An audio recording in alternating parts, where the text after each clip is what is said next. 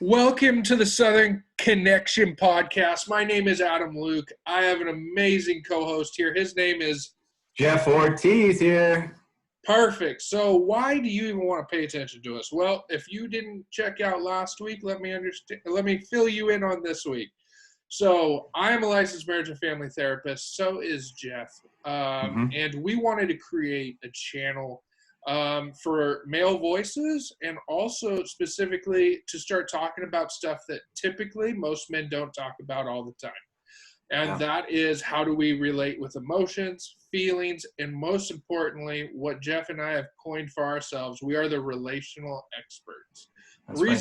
Reason being is we've spent a considerable amount of time trying to find out how can we link the power of relationships to not just your professional capacity, your home life, your individual life, but really conceptualize how there is nothing in this world that you don't do without relationships. A lot of times as men, we're asking the wrong question. The question in our head, how do we make money? Well, no. How do I build relationships that will get me to that money? Because I guarantee if I walk up to you today and say, hey, here's I would love $100 bill from you because I can make $1,000 with it. I'll give you the money back. You'd be like, I don't know who you are. I'm not giving you $100 bill. But if we had a relationship and you knew who I was, you knew what my character was, then you might be more willing to trust the individuals around you. So, Jeff, what are we talking about this week? We're going to talk about a little thing called stress. A little thing about stress, how we experience stress, what we think about stress. You all right? You all right, Adam? You all right over there? Well, go ahead. Stress, yes. I can see that we need to fan you down already. The heat is intensifying on your side. Here's the thing, is that we go through relationships, we go through interactions every single day.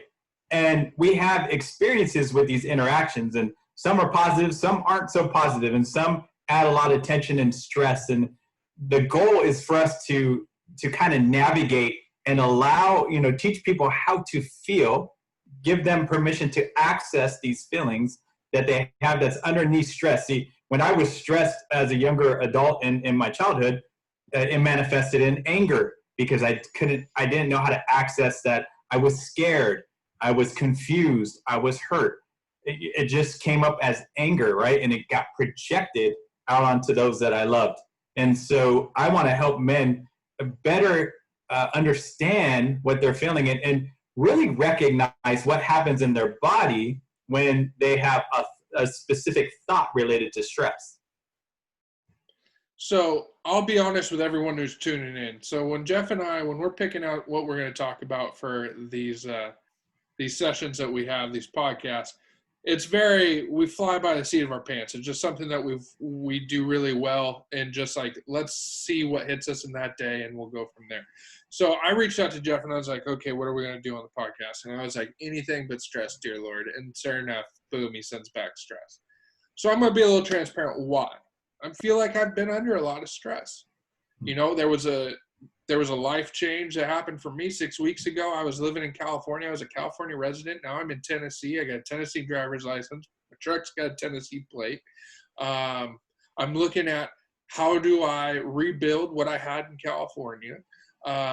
There's stressors of just everything that's going on. We're in the middle of a pandemic, election, go down the list, right? And so there's a lot of uncertainty in the world. And so you start to get these stress voices that creep into the back of your mind, right? And they start saying things like can't, shouldn't, not safe, safe, whatever this might be. So I was not looking forward to the stress side. I can tell you I'm having a cathartic release over here just speaking about it.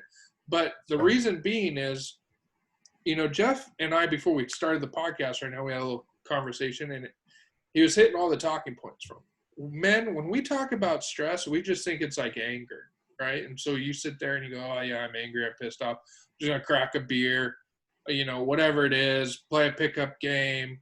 But we don't talk about how stress correlates into anxious behaviors, and then anxious behaviors start correlating into what's called maladaptive skills. Why am I hitting you with big words? Maladaptive behaviors is all of a sudden the stuff that's going to hurt me, hurt the relations around me, the relationships, and that impacts me even greater. So I don't know if you want me to jump all the way in, Jeff. I don't know if you want to. No, that's great. And just to add to that, it's, how we cope, right? In the maladaptive behaviors, like how we cope.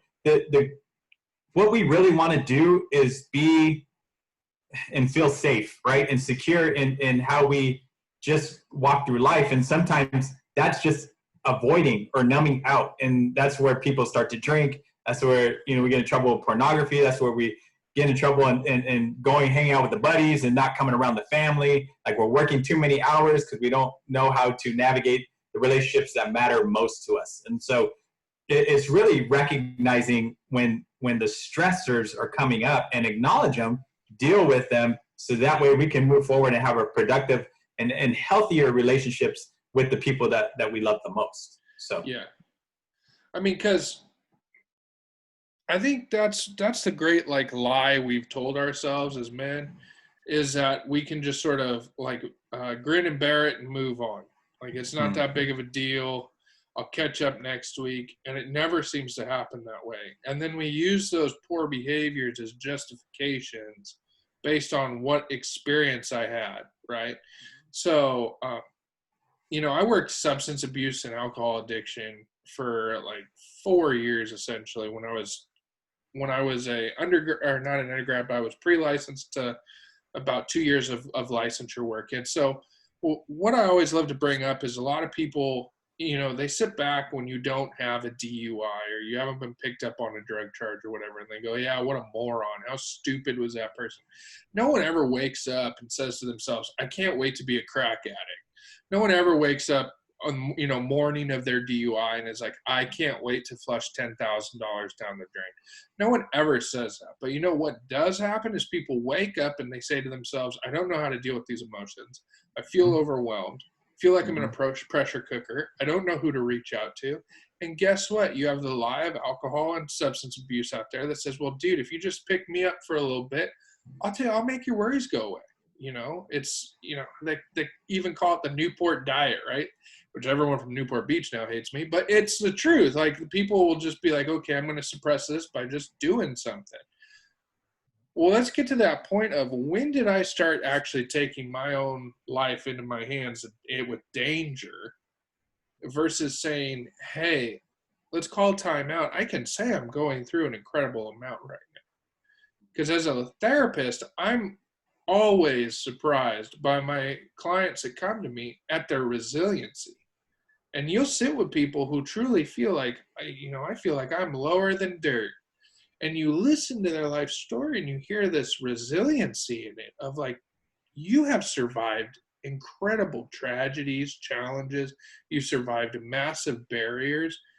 And no one will give themselves sort of that victory of that. Instead, it's let me reach out to something that's going to only hurt me more. Right. Well, that speaks to the narrative in which they live too. So if they've grown up and not being able to, they weren't given permission by their parents, or, maybe they didn't grow up with parents and they lived under grandparents, or, whatever it looked like, they created this narrative that, I'm not good enough and my feelings don't matter and I'm insignificant. And so they grow up with that narrative, and then next thing you know, oh, somebody has some alcohol, somebody has some drugs. I can numb out and feel good, actually feel good about life temporarily, not realizing what's going to happen on the backside. And then before you know it, it's just, they're in the addiction cycle, and it just, spins them out. And so it's really being able to speak to the narrative in which we live. And, what do we say about our own selves? When we're not speaking highly of ourselves, we're going to be destructive. We're going to be destructive with our tongues, with our behaviors, with just everything about life. And so it's, really, gaining access to what we're experiencing, what we're feeling, right? And, deciding, making that choice, that life-changing choice to shift our narrative from, I'm not good enough to, I am good enough and I deserve this. And I'm willing to take those steps forward. Yeah. I mean, especially I love the way that you break that down, because you're essentially also talking to the component of, are you going to be the main character in your story, or are you just a side act? Right. Yeah. And And we have to get to that point of really saying, okay, I'm going to take this pen and author my own life story, or I'm going to decide to accept some other narrative. And, you know, I was thinking, we have this amazing colleague, Ashley Siemens, that she has this quote that she uses that people know, our parents know how to push our buttons because they may be largely responsible for putting the buttons there.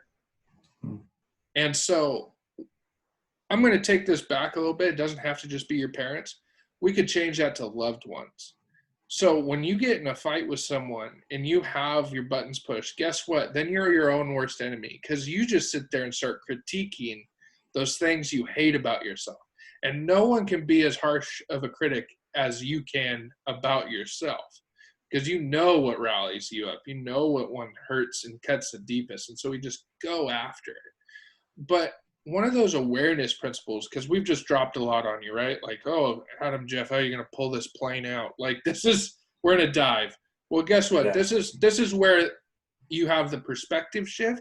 This is where the power differential shifts, is right here. And that's when we start to hold ourselves responsible for our awareness in the moment.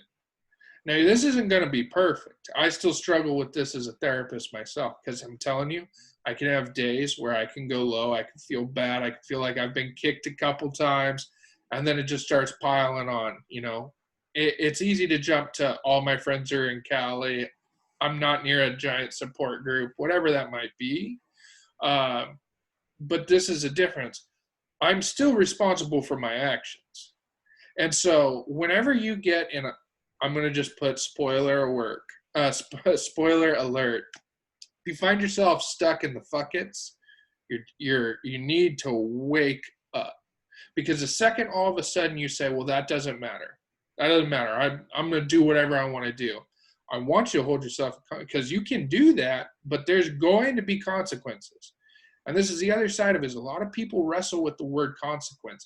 There are positive consequences to actions. They are negative consequences to our actions. And if we don't pay attention to that, then we're setting ourselves up for the blind side, because we're going to get that instant gratification. So maybe that's the sex, maybe it's the porn, maybe it's the alcohol, maybe it's the drugs, maybe it's the new car, maybe it's the retail spending, whatever it is. You're going to get that instant gratification. But guess what?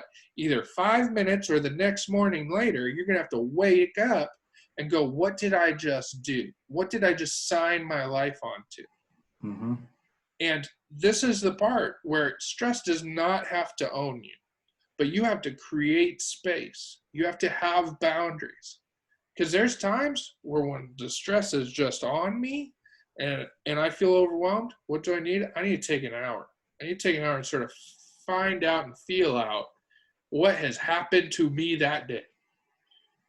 Yeah, I agree. But that's your awareness, right? That's you recognizing, okay, I feel the heaviness. And, then you start to replay in your mind, in your head, that, all the interactions that you had throughout the day and all the requirements that were put on you and, all the have-tos you have to do, right? And so when you're taking that hour, that's your awareness showing up and saying, hey, look, Adam, you're getting off track of who you really want to present to your wife or to your family or to the community in which you live in. And it's really impacted right now, significantly impacted.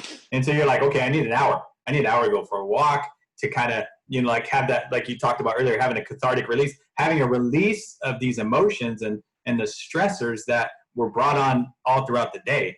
And it's there are times when it just seems like it's not just one significant interaction. It's like they're just compounded throughout the day. It's like, no, it was this and it was that. And the kids didn't wake up on time. And then you were late for school, which means you're late for work. And then, when you got to work and it's like you had this mountain of emails you had to call, these phone calls you had to make back. And it's like, it just doesn't stop, right? And so what you're saying is, oh, well, I have awareness. I need to take time for myself. And it's developing that awareness, recognizing in your body that you're stressed, like from chin to belly button, somewhere in your body, there is a significant amount of tension or discomfort, and listening to that, you can go back up to your mind like, hey, okay, what's going on? What do I need? Right? Always going back to what do I need? Because I know something's off, right? Something's off. I lost my mind, cussed out the kids. I lost my mind, the house is a mess, and I'm upset with my wife, who stays home and takes care of the kids and takes them to school. And, I expect these things. Because my expectations are met, I'm upset, right? But it's not the expectations at home, possibly a little bit, but it's really all the unresolved stress that we had during the day. Contractors upset because you didn't make the timeline, money exchanging hands or not exchanging hands. And, this person didn't pay. There are so many avenues in this game we call life, right? Mm-hmm. It's like, okay, how do I create some awareness? How do I know, Adam, how do I know when I need an hour to take to myself? So, this is one of those things where I felt like my own personal therapist took a 2x4 to my face, because I was at that. I remember sort of having this moment right there where you break it down, and I'm sitting here and I'm going like, well, how the hell do I do it, right? Mm-hmm. Mm-hmm. Here's how it comes down. You can do nothing, and you can decide I don't know how to get the awareness, and I'm going to stop. But I can tell you this, most men, if we have a desire to achieve something, it doesn't matter if I have to go on Google, read a book, or break out the saw and do it myself. I find a way to complete the project I'm trying to do. So you have got to want it more than just sitting there and saying you can't do it. And it starts small. Trust me, like you just pointed out. It didn't start out with me going, okay, I need an hour. What it started out with was exactly what you said. What am I trying to get? And so in my mind, what I would ask myself is, what do I really want? Because that was the easiest phrase for me. What do I really want? Because guess what? When I did have a porn addiction, what did I really want? I wanted intimacy. How the hell do you get intimacy from a computer? Boom. My thought process changed. Because most of the time, we don't look at these anxious behaviors and think about what's going on. Pornography or just wild and out sex, a lot of times what we're looking at is we're trying to get instant gratification. We're trying to feel love. We're trying to feel that we're wanted, we're desired, in power, whatever it might be. And we're doing it in all the wrong ways. Because I don't care. You can go out, and I know we're losing subscribers or we're gaining them. I really don't care. Here's the power of the message. If you're going out there and you're having a ton of sex and you are really not that type of person who wants to have just a ton of open relationships, you are giving a piece of yourself away each time emotionally, okay? Because each time you're denying yourself what you're seeking. I'm seeking relationship. I want to feel connection. I want to feel togetherness. That's not what you get out of booty calls. Same thing with porn. Porn, it's the best trick of our minds, because what happens is you see your 5-minute video or whatever it might be, and guess what? You feel after that release, after that maybe 4 or 5 minute euphoric session you have, where you feel like you got your needs met, what do you normally feel? You feel shame. You feel guilt. You feel alone. You feel, all of a sudden, I should ask myself, what do I really want? Because I know this. I know that if I don't reach out to that, I'm probably not going to isolate as well. Because just what we know from research and studies on it, it's very hard to go out there, basically masturbate in sadness, and then be like, I'm going to go be the life of party somewhere. You're not normally how that's going to work. So relationally also, what am I doing? I'm breaking myself out. I'm making it so I'm not available to other people because I have more guards in. And so for me, I had to start asking, what do I really want? Mm-hmm. Because guess what? When I was filled with rage and I was going to pop because I was stressed out because everything that you just said, this didn't happen, that didn't happen, yada, yada, yada. Do I really want to go yell at the only people that are in my corner?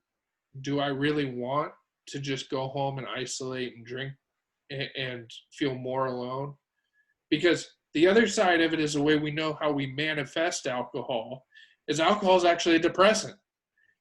And so if I'm feeling depressed and I'm going to alcohol thinking that it's going to lift me up, that's a bad deal, best Yeah. way I could, you might as well crap your pants and change your shirt. Like, it's not gonna work. Like, you still got something else you got to deal with. It's true, and it's really what you want, right? And it's trying to figure out what is it that I want, and are they significant? And that's what when we doing the work with clients, walking alongside them, it's like, okay, what is that you want, and how significant is it? Because there's got to be some significance there, right? And it's got to mean a lot to the individual. I mean, to me, in my professional opinion, for somebody to come and make that phone call and say, hey, look, I need help, I'm already like, hey, I got a hero here. We just got to figure out and tap what his strengths and his gifts are that he can give to the world, or she can give to the world. And Absolutely. so it's getting to that point. But as we figure out what is it that they want, right? When we get to that place, to that fork in the road, you're right, we can do nothing, or we can be the hero of our story. And what does that look like? What kind of hero do you want to be, right? And so it's like, okay, bring it. Like, tell me what you got. Tell me the heroic things you've done in life, and let's praise those. Let's validate those things. A lot of times we're just boom flying, and we're not validating any of these things as they're happening, the positives in particular. And so we're so focused on the negative and so reactive. We're not responding to the praises. We're not receiving the praises that we may get throughout the day. We're not receiving the praises from our wife. Like, actively receive it. Say, thank you. I received that. That means a lot to me. And I know that made you be like, Jeff, shut up. That is not what men do. We don't talk like that. Right? Exactly. If you want to show me, I did well, like, give it to me. Right? And it's like, no, guys, it's not all about that. It's not all about sex. But here's what I mean. Because you have professional relationships, and if you get praised, being able to accept it and receive it, right? It's not, if you have a negative narrative, if you're walking around the world with I'm not good enough, that is going to be hard to do, right? And so it's like doing these little actions and creating an awareness that you are worth something that will go back up and change your narrative, that change the theme of your life story, that really speaks to who you've always wanted to be, always. And we come from a university that teaches a lot of attachment, and so and attachment is like kind of the connection to our childhood and upbringing, and how they play a role in our lives. But it's true. Like, if we didn't have this modeled for us, how in the world are we going to be able to extend this to our kids and our wife and the community in which we live around? Like, and I'm gonna be honest, there aren't a lot of homes that do teach this well and do model it. Now, there are some that do, and high praise and regard for them. But let's be real. In the work that we've done, we've seen some challenging families and some challenging family behaviors, and working alongside them and teaching them and navigating through that. It all comes back to, like what you said at the very beginning, like the awareness, being aware of what you need and want. Well, so when you're talking about those incredible families, right, and they're few and far between, yeah, a lot of times a mindset we get into is, well, I just wasn't born into an awesome family, or whatever that might be. Here's the deal: that family did not just happen to be that way. There was deliberate intention. That's that right. Someone woke up and said, I'm not passing my lived experience onto the next generation. Yeah. I want something different. Mm-hmm. I love doing premarital therapy. I'm an ordained minister, so anyone out there who had a drop off, I'll slide right in, no problem. But the thing I love doing premarital therapy with is everyone, they come in, they're all like goo and gaw over each other, which it is a very sweet thing. And I always give them 2 pieces of paper, right? And they're like, oh, it's going to be about like if I know you and you know me, and I'll put, what don't you want to include from your families in your marriage? And it's like an immediate, like, oh, wait, we just wanted the fun counselor. Well, you ain't got him.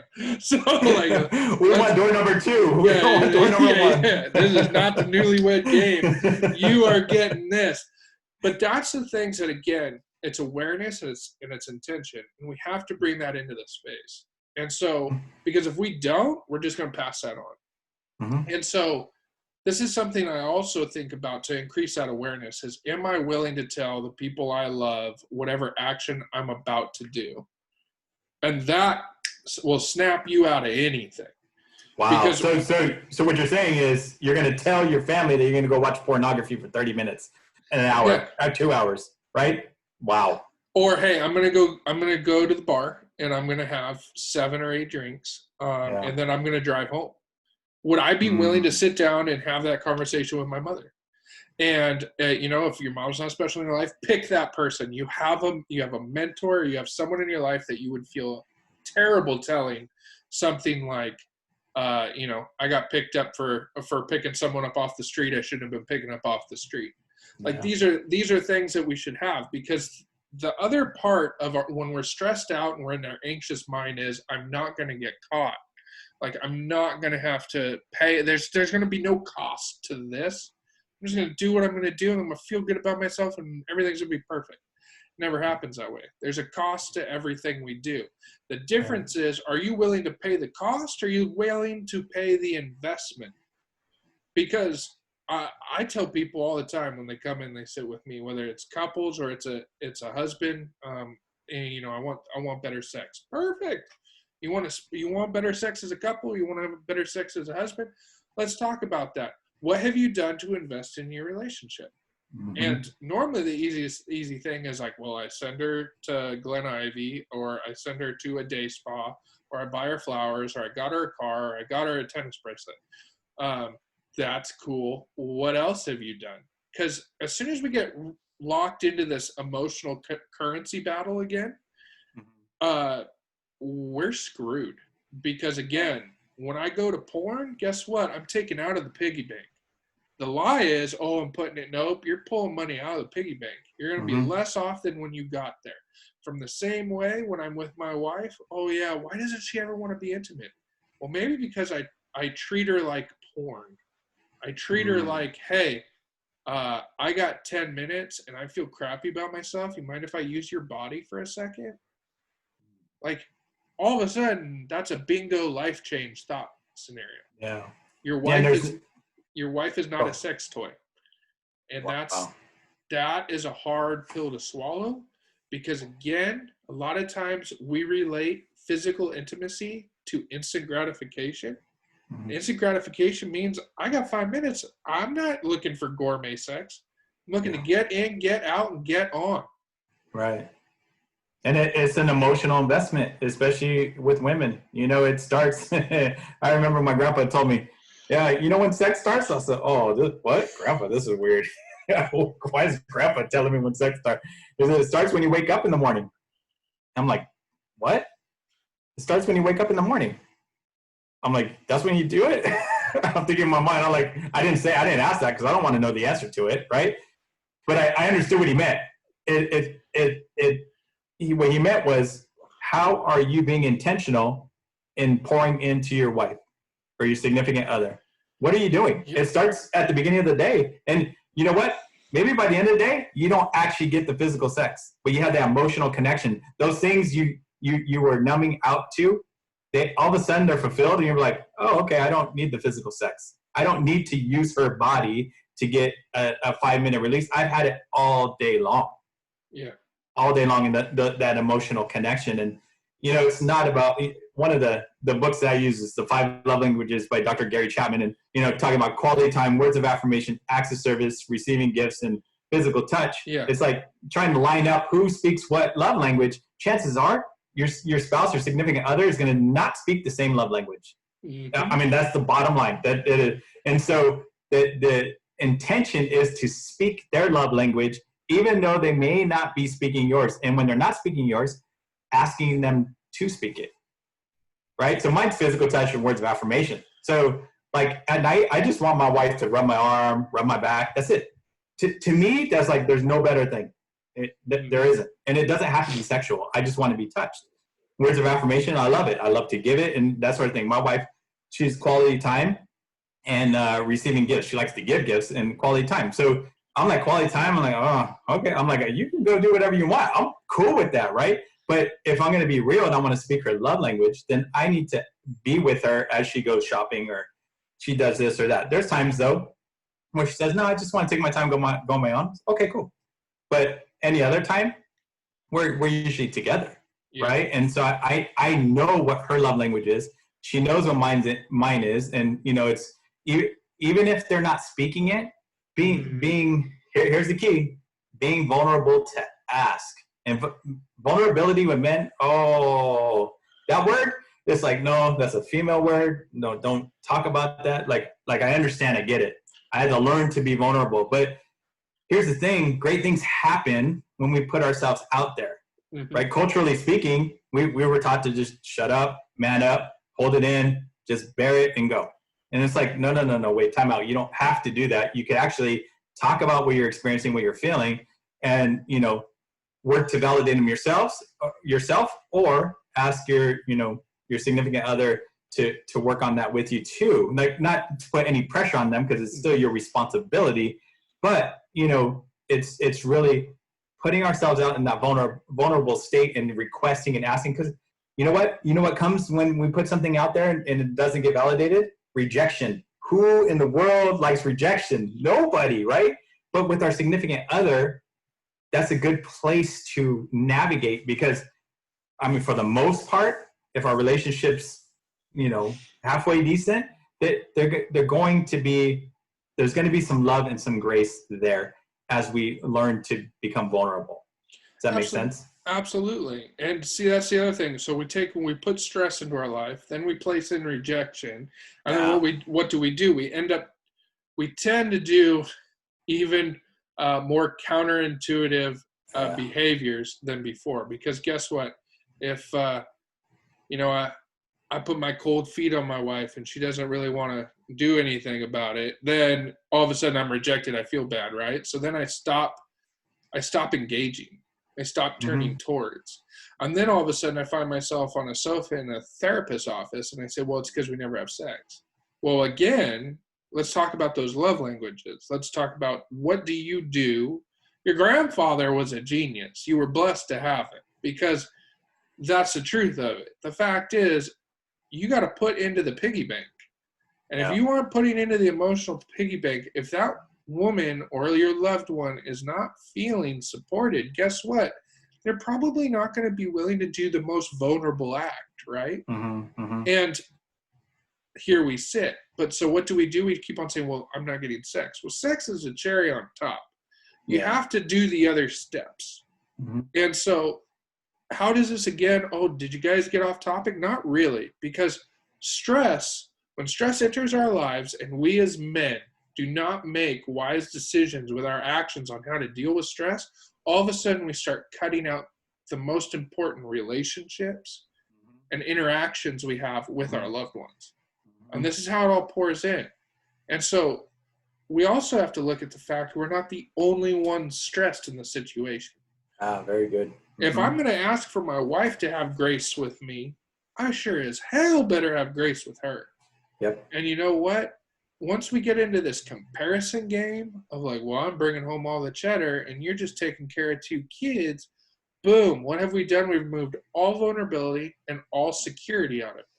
Now, what do we know just based off of research? Women have higher sexual gratification levels when they feel secure and loved in their relationships. That's just studies. You can argue with me all you want. Go to the Gottman University. They'll point it out to you.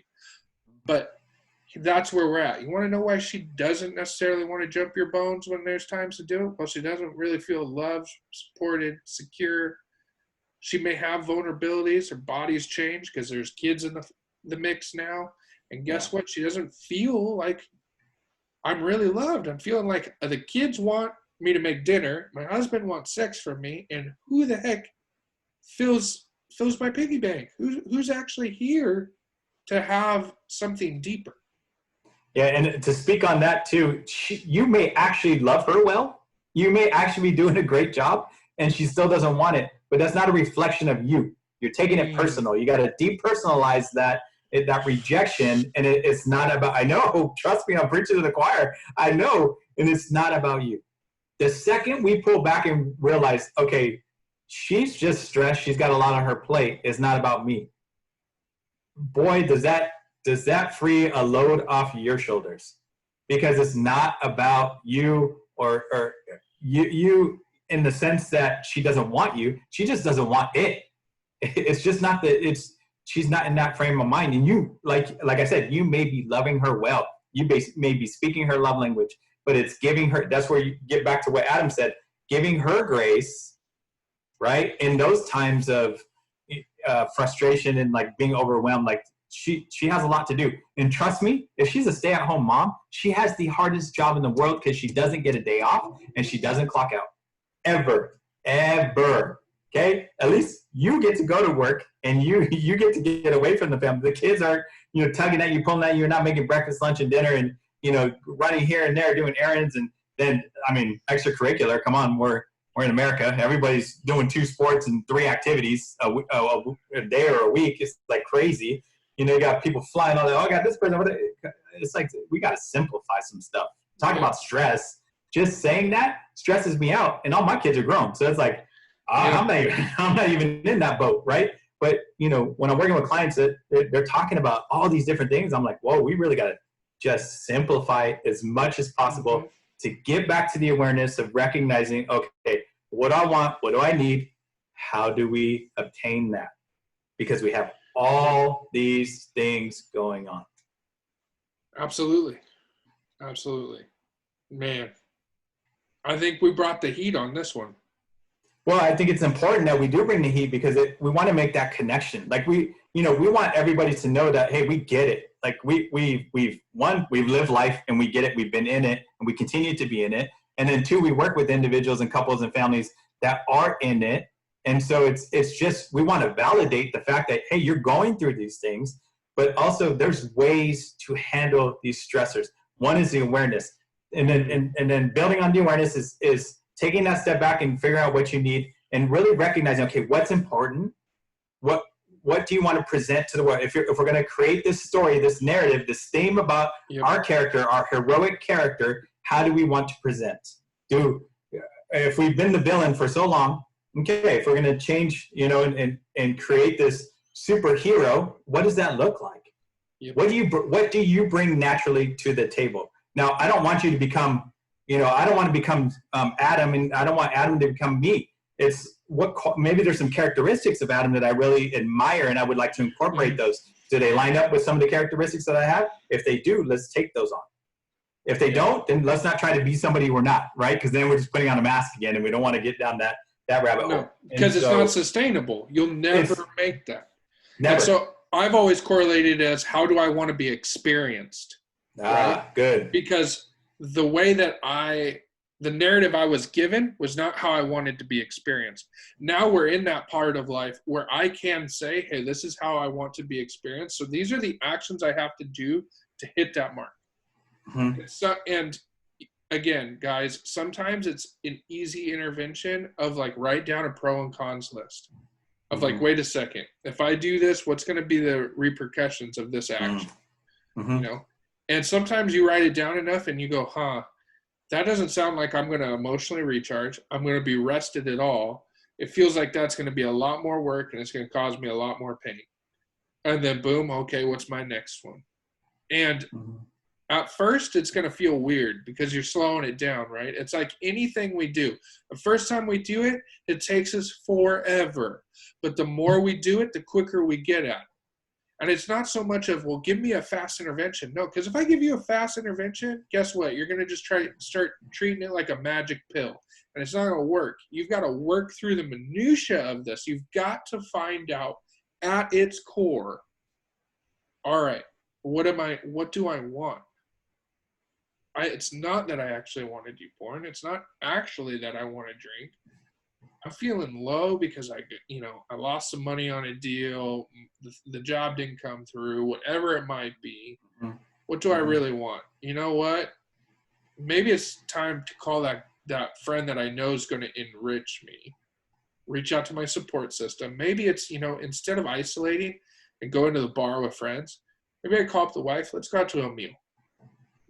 Let's because again, what am I investing in? If I'm investing in the bar's not who I crawl into bed with.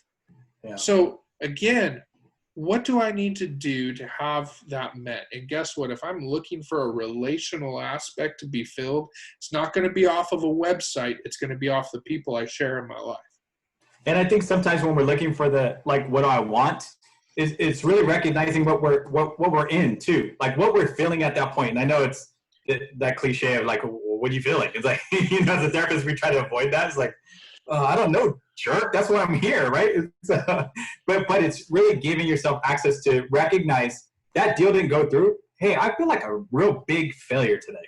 Like, I don't even want to go home and tell my wife that, this $20,000 job didn't come through. And I don't know how we're going to make next month's mortgage.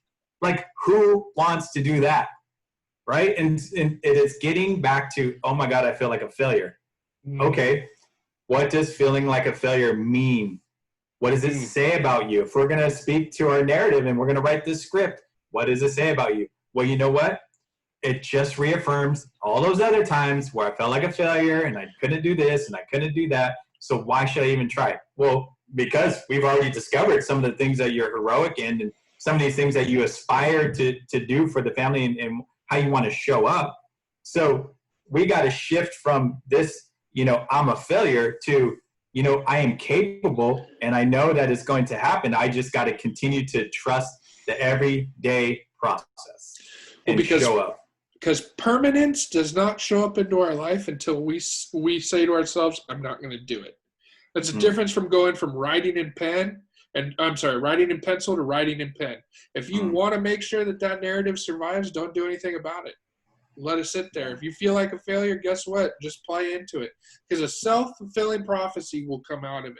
And that's the thing that I also always have to crack down on myself. Because guess what? When stress starts coming in my life, it's really easy to start looking at everything through the Eeyore lens of like, this is going to go sideways, that's going to go sideways.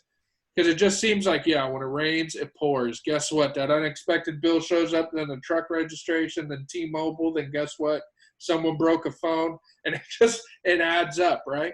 And you can be sitting there and you can be like, it's going to suck, and it's going to suck, and it's going to suck. And guess what? You will always be able to find the suck in life. But you can sit there and say, yep, that's a challenge. Yep, that's a challenge. Thank God we have a safety net or a little bit of money's tucked away. Yeah, I wanted to put new tires on the truck, but I guess it's going to go to a water heater, whatever it might be. But I can find the blessing in the fact that I have whatever blessing I have in front of me. Thank God I got a little money tucked away. Thank God the credit card's got a little space on it. And I know like people go, but seriously, you can find the sweet in bad deals if you want to find it. If you don't, and you can sit there and say that sucks, and you can have shortened relationships, and you can choose to isolate, and it's not going to pay off. Because at the end, what's going to happen is you're going to be a miserable person sitting around an empty house, and no one wants to have a relation with you. Yeah, you're not going to be a hero of your story. No, you're going to be that villain, or even worse, that victim. With that victim mindset. It's really, man. I'll be honest. I grew up in a victim mindset home, right? And the woe is me, and it was just a challenge, and the guy you see here is positive and he's optimistic, but I had to shift out of that negative victim state mentality. I had to shift out of it. And it was every little thing. How do I look at it? How am I going to see it? How do I want to present? How do I want to show up? And more importantly, is like, I just want to be that person that I feel, being the man of faith that God made me to be. And I want to re-engage with that. Right. And really restore back to that person that God made me to be, and work through all the crap that I went through. Because every one of us, I'm 43, and every one of us at this age, older, younger, even 25, 30, 15, 20, it doesn't matter how you're going through crap. Yep. Okay? Does that crap speak to your narrative? Or are those just circumstances that you've been through that do not dictate who you are and how you show up to the world. Don't depersonalize it. Don't take it personal. Don't let it speak to your narrative. Because the second it speaks to your narrative, it sticks and it won't go away until you tell it to go away. And you have to actively tell these things to, okay, I'm going to take more control over what I'm experiencing, what I'm thinking, how I'm feeling, and go and shift out of that into that heroic mindset. It starts with awareness, right? It starts by asking questions. What do we need? It starts by making a pros and cons list. It starts by, really identifying your core values. There's all these different things that play into it. It's a process. It's not an overnight thing. My boys will tell you, even though I asked God to change my life and I worked with it, I still lost my cool with them. They'll tell you that. They'll tell you I lost my cool with them. I got upset. I yelled at them. I screamed at them. I didn't want to. Nothing inside me, but because I was still working on how to deal with these stressors, going to school, providing for the family, working full time and getting into a new relationship, getting remarried, after going through a divorce and all these stressors, I was still learning how to process them. Right. And so it may be ugly, but if you're working on it, it will get prettier. I promise you that. I can't tell you how fast, but I can tell you this, it will get prettier and you will change from it. Yeah. You will change. There's no doubt in my mind. I know because I've changed. And if I can change, anybody can change. That's what I believe. Because I didn't like people, guys. I didn't like people. I didn't trust people. But here I am. I love people. I care about people. I want the best for people. And so it's go ahead. You're doing a podcast for people you're never going to meet. I mean, exactly. To just conceptualize everything I'm hearing you say, my mind goes, well, yeah, pain is free in life. Life will give you plenty of pain, but your purpose is going to require investment. So are you going to keep on living on free? Like, yeah, this sucks. Yeah, this is, here's all of those, what's the word I want to say? But basically, there's so many times in life that we have valid excuses, like everything sucks, right? And so guess what? I'm going to make a poor decision because the expectation is, there's not high expectations on me and there's great excuses. Well, here's the deal. Are you going to invest in yourself or you're not? That's the hardest thing. And at the end of the day, you're going to have to wrestle with that. When the years are gone, when the time is short, you're going to have to sit there and say, did I actually do my best? Or did I stuff, compartmentalize, and drive people out of my own life because I wasn't willing to be vulnerable because it was going to require a little more effort? That's my biggest fear in life, I'll be honest with you, is that I will have not tried hard enough. Because at some point in the day in our lives, at the end of it, there's going to come a time where there's not going to be so many times for naps. And did I nap away the time that I could have been investing in my life when at the end of my life I go, I wish I would have used my time a little better. I wish I would have leaned into it a little more. And so that's my drive. That's when I wake up and it's a gloomy day. I just want to roll into bed. I don't want to do anything. Well, guess what? If I don't do anything today, I don't get closer to my goal tomorrow. And so again, with stress, we need to make sure we work the problem and not have the problem work us. And so, yeah, bad things happen. Stress comes in.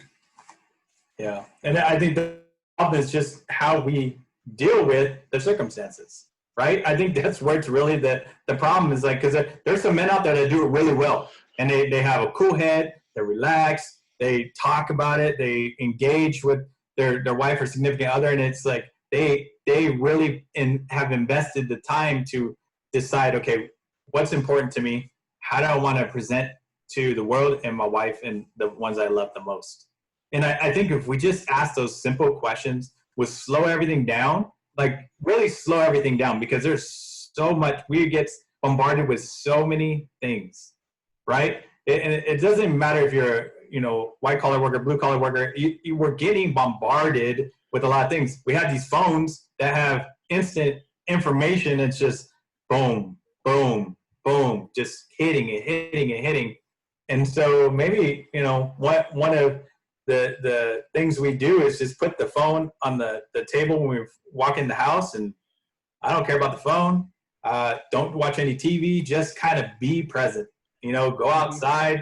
If you live in a beautiful state like Tennessee, go outside. And you live in the ocean's not too far from where I'm at right now, in Southern California, but I go listen to the waves. Like, be present and ground yourself to slow down. That's all I'm asking, is to slow down those racing thoughts, that anxious environment and the anxiety in your body, right? Listening to your body, because the anxiety is just running rampant, and slow it down. Slow down your body, slow down your mind, link the two up, kind of just figure out, okay, what am I experiencing? What am I thinking? Like, what was today like? Kind of go over it in your mind. How could you have done things different? But the goal is to not bring it home and project onto everybody. That's the goal. Like, I know you love, if you got married, you love your wife, right? You love your kids. If you brought kids into the world, you love them. Like, I don't have any doubt about that. But sometimes it doesn't get communicated in a healthy way. And so it's just navigating those avenues so we can communicate it in a healthy way that, allows you to show up and be that hero for your family. And then when you don't show up, like, because there's going to be times where you don't show up, they give you grace because they recognize you're under pressure, right? And it's not your excuse. You're not giving that a reason to wild out, right? That we're not doing that. You're taking responsibility. You're taking ownership.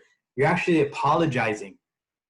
That's one thing that I learned how to do, because I mess a lot of things up. And so one of the things I do is I apologize, and I apologize well for my mistakes. And you ask my boys, you ask my wife, you ask my girls, like, I will apologize. Like, if I say something that's hurtful, and somebody comes to me and like, man, you hurt my feelings. I'm going to be honest with you. The first thing that comes up for me is embarrassment. So then I get like defensive.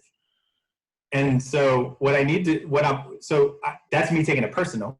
So when I depersonalize it, I take a step back, physical or just mental.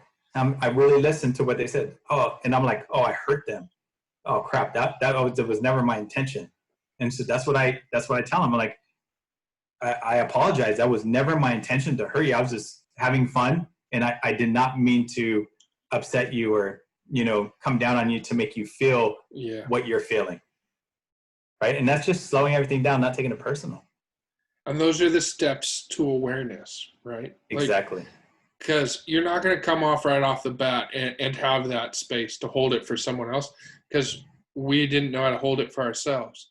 But the more we learn to hold it for ourselves and be able to sit there and go, okay, what do I really want? What do I really need? Then all of a sudden I can sit down and have a conversation and sit down and listen to what are the needs of this person? What are they saying? Because they didn't come here to say you hurt my feelings because they just want to be like, F you, move on. They wouldn't never talk to you. They're coming to you because they're seeing that, hold it, I think this person's safe enough to hold this space and to have this conversation. Can you say that again? Yeah, I feel that I'm coming to you because I feel like you are safe enough to hold this space. Wow.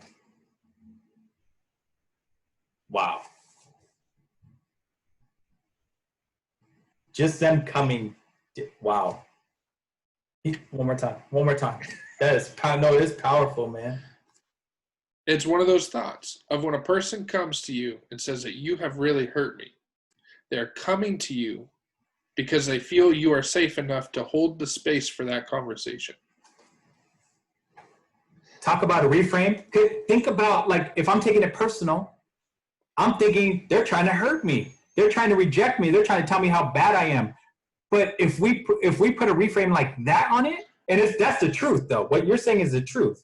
There might be some truth on my side too, depending on the individual. But if we're looking at it that way, oh my God, Adam, that's brilliant, because that is true. For them to come to you with a problem, with some sort of hurt and some pain, but they're looking to you because you're safe, because they can trust you. Oh wow, wow. So are you going to put money in the piggy bank, or are you going to take it out? That's what it is. Because if they come to you because they feel like you are safe enough to hold this conversation, and we respond in an action, that makes it very well clear that it was not a safe space, how likely are they going to be to do it again? Wow. These are the things we have to think about. If your wife comes to you and says, I feel really hurt because you said blank, it's really easy to go 100% redneck real quick and be like, this chick doesn't give a shit. No, absolutely not. And that's what I feel like socially, we've seen it in movies, we've seen it in TV shows, and it bleeds in. They're like, oh, these hoes aren't loyal. Sorry. Jump into the stuff that's in our media. Yeah. And so it's really easy to go, well, they just want to nick, to nag me and just bother me. No, they are giving you an opportunity to connect. Mm-hmm. They are deciding that it would be more worth it for them to be vulnerable and come to you versus just let this lay under the rug and maybe never be fixed. And so that's why we have to learn to control our stress, because I might be stressed out about life and work and all this other stuff, and this damn phone keeps going off, yada, yada, yada. And guess what? I walk in and my wife's in a different space and she's just saying, I feel really bad about this, or you sent a text message, or you were short with me on the phone. She might be right. She might be right that in a moment I was curt with her on the phone, or I was whatever. And this is what is the cost and what's the investment? Yeah. You know what, baby? I'm so sorry. I was in a bad space. I should have responded to you differently. Or wait a second. Give me a second. Let me come in the door. Let me get out of my clothes. And come down. I want to have this conversation. But the thing is, you have to have the conversation. You can't just come back down, turn on the football game, call it a day. No, Let's have this conversation. But Jeff, I think we got to keep pulling this one apart. This one, we could go for hours, and we're creeping up on an hour right now. Okay. So I think we're going to come back into this one. So this is going to be a two-parter, because we got a ways to go. And you nailed a spot that we got to talk heavily on how your phone is screwing up your relational life. Yeah. And it's expectations that we put on ourselves. And then it's also just the fact that why do we have something that brings so much drama and chaos in our lives? My wife checked me up on this one. Jill Kate, she checked me up on this one. She said, have you spent more FaceTime with your phone or with your wife? Oh, don't tell Veronica that one. She kicked me in the nuts like a couple nights ago because it was true. Guess what? Work all day, come home. Thanks for dinner, babe. Till 10 o'clock at night? So guess what? I went to work 8 hours, came home, spent 4 hours on this. How much was I looking at my wife? How much of a conversation was I having with my wife? And these are things that we have to talk about because it's nervous energy, right? I got to have more information. I got to be more into no, set it aside. Guess why? Because the most important things in my life sit next to me. It's not connected on this phone. My wife doesn't have to call me from the love seat. So we got to be present. Well, thank you, everyone who's been tuning in. We've been looking at the YouTube channel. We got some views on there. You guys have been accessing it from some different platforms. We got some people got it off Anchor, saw it on Spotify. So it's pretty cool. Google Play was the other one that I saw got a few views. So this is going to slowly keep ramping up. We're just setting it all together. And as soon as we get more information out there, we've got an email. The email is southernconnectiontn@gmail.com. So if you have any questions or you say, hey, I'd love you to do a video on this. Can you do a video on this? Send it on in. Jeff and I will review. We'll be like, yep, let's go ahead and crack this. So we're going to drop this for this week. Next week, we're going to come back to it. We're going to talk more about stress, anxiety, the things that are bleeding into our lives, and how to keep our home sanctuaries. So again, Jeff, thanks for spending some time with me. It's great, man. Always a pleasure to spend time with you and to really pour into the lives of our listeners. That's what it's all about. I mean, this is why I went to school, so I can be able to help people in this way to learn how to navigate the difficulties of life, to give them the tools necessary to, navigate their stuff, and then maybe put them in connections with the therapists in their area, or, if you guys live in our areas, we can connect with you that way too. So our information is going to be up and on the links. So if you guys, want to contact us, if you're looking for professional services too, whether it be therapeutic or coaching, life coaching type stuff, we're available. So I just want to let you guys know that. Well, thank you guys, gals, whatever you were doing, whether you were driving into work or you're kicking back on your sofa. Thank you for spending time with us. We enjoy spending time with you, and we will see you next week. Sounds good. Have a good one, guys.